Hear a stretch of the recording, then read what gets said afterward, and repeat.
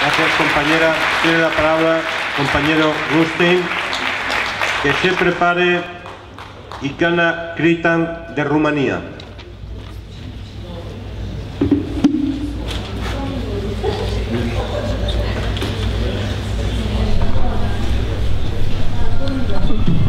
Camarades, cette conférence est placée sous le signe du combat contre la dictature de la Troïka. Et qui dit dictature dit guerre. Je recommence.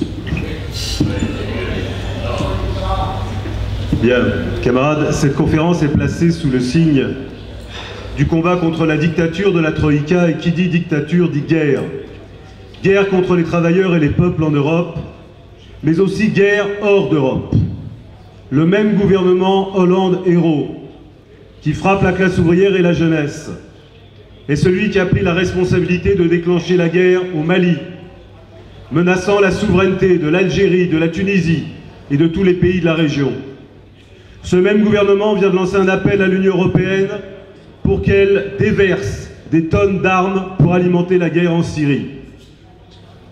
Au nom de l'Entente internationale des travailleurs et des peuples, je voudrais informer cette conférence de l'initiative prise en commun par les camarades Abdelmajid Sidi Saïd, secrétaire général de l'Union générale des travailleurs d'Algérie, et Louisa Hanoun, secrétaire générale du Parti des travailleurs d'Algérie, qui ont lancé une invitation à la tenue dans les plus brefs délais d'une deuxième session de la conférence d'urgence contre les guerres d'intervention, contre les guerres d'ingérence, pour la défense de la souveraineté de toutes les nations, en commençant bien sûr par la nation algérienne. Le Parti ouvrier indépendant, pour sa part, entend prendre toutes ses responsabilités dans la préparation de cette conférence contre la responsabilité prise par notre propre gouvernement de déclencher la guerre contre les peuples et les nations de cette région. Camarades, dans cette conférence, ici, nous entendons les camarades de tous les pays d'Europe faire état des puissantes luttes de classe qui ne cessent de se développer d'un bout à l'autre du continent. Quand, dans le passé, avons-nous connu une situation où des grèves et des manifestations, entraînant avec elles des millions et des millions de travailleurs, se sont déclenchées simultanément dans plusieurs pays d'Europe? Quand? Même en 1940, il y a un problème de traduction?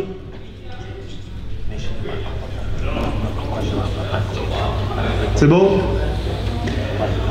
Non? Il y a un problème ou pas?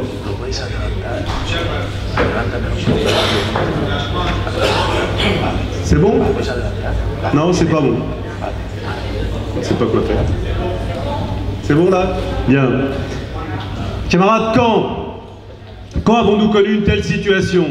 Il faudrait remonter à 1945, voire à 1936, quand la grève générale en France est déclenchée simultanément avec la Révolution espagnole, pour pouvoir trouver des éléments de comparaison de mouvements puissants de millions et de millions de travailleurs dans tous les pays d'Europe. Je m'arrête.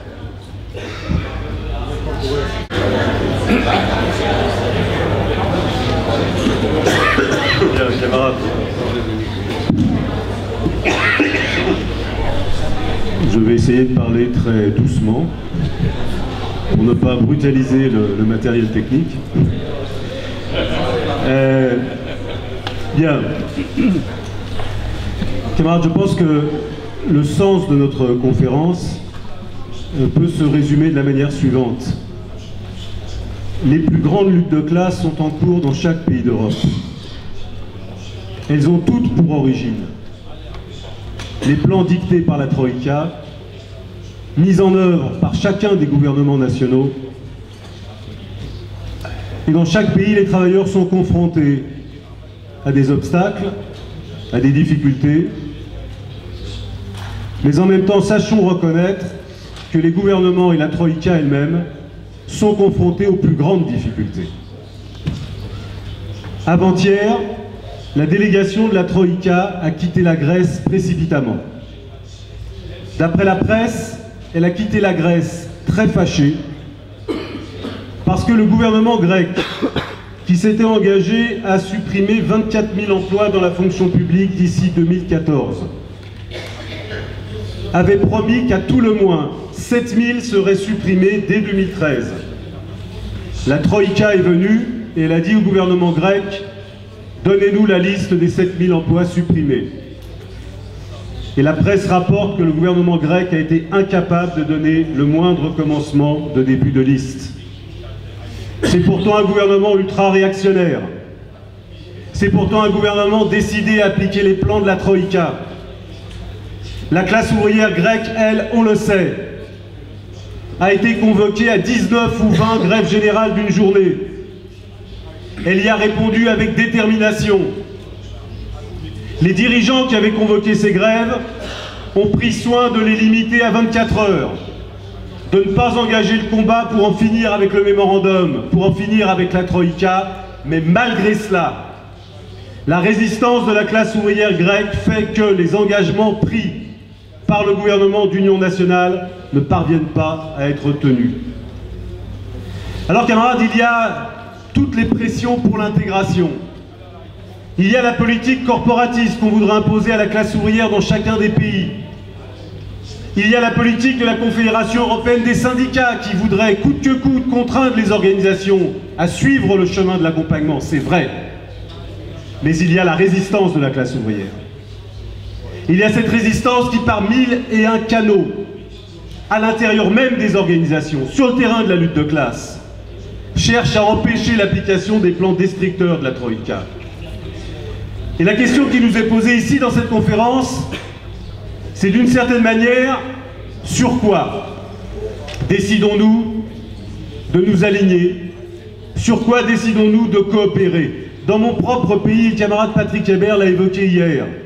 Ces éléments contradictoires coexistent.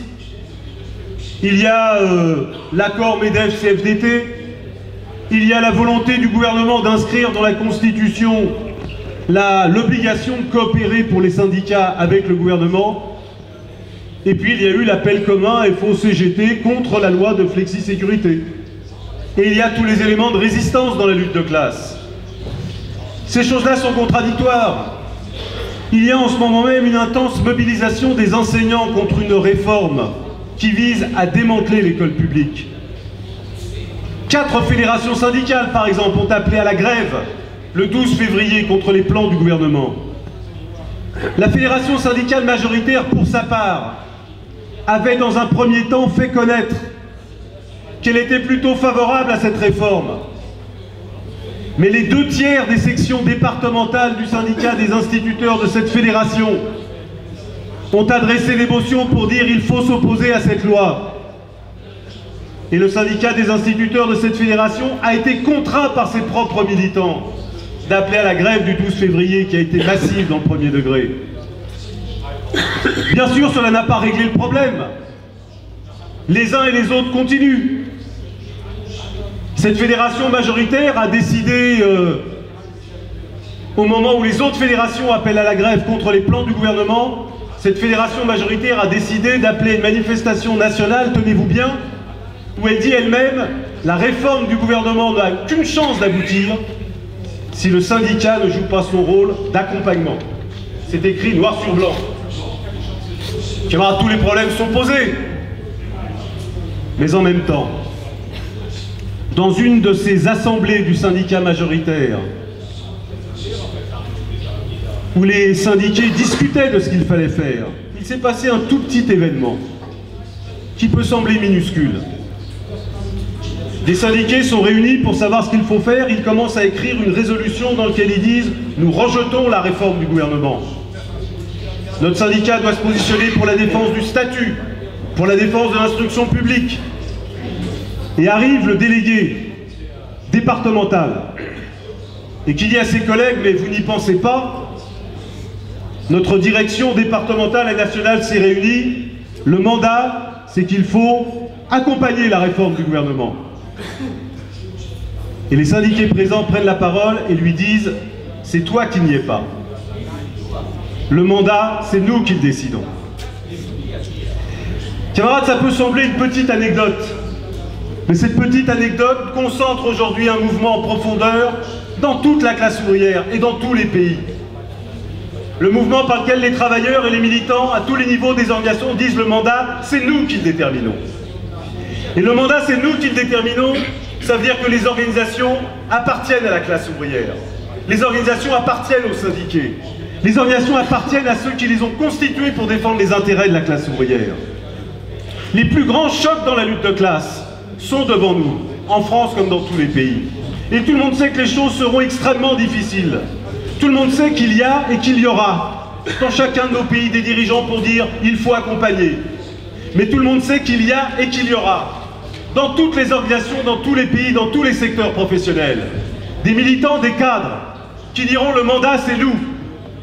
Eh bien nous qui sommes réunis ici dans cette conférence, dans le respect de la diversité des uns et des autres, ce sur quoi nous allons décider de continuer à coopérer entre nous, ce sur quoi nous allons décider de continuer à tisser les liens entre nous, c'est cette volonté dans nos organisations, dans chacun de nos pays, contre les politiques d'accompagnement dictées par l'Union européenne et la CES, notre volonté de faire prévaloir ce mot d'ordre. Le mandat c'est nous, les organisations c'est nous, et la classe ouvrière unie avec ces organisations peut battre tous les plans de l'Union européenne, de la CES et des gouvernements.